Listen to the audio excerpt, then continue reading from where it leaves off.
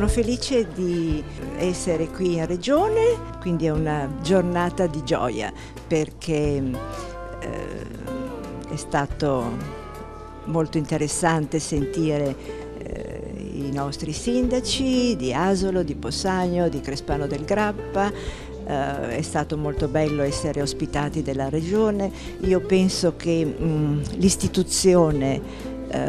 deve essere presente perché abbiamo bisogno di una guida, quindi ringrazio il Presidente Zaia che ci ha dato la possibilità di essere a Palazzo Balbi. Il progetto si sviluppa in una regione straordinaria che io amo moltissimo e i miei soci lo stesso, quindi io rappresento da 20 anni i soci della Venice Foundation, adesso ho questo incarico alla Fondazione Canova che mi dà la possibilità di collegare Venezia, perché quando si parla di Venezia si parla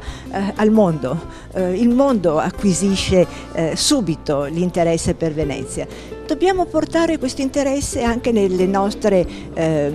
eccellenze nel territorio. Abbiamo dato vita a un'iniziativa che in qualche modo porterà per alcuni mesi l'attenzione nuovamente su Antonio Canova e l'abbiamo intitolata Venere nelle terre di questo scultore. L'attenzione porterà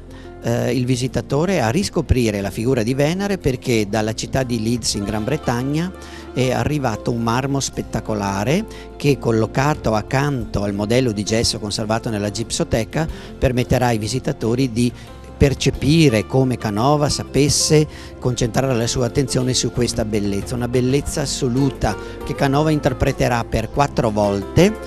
proponendo 4 sculture che oggi sono collocate in 4 musei importanti a livello europeo.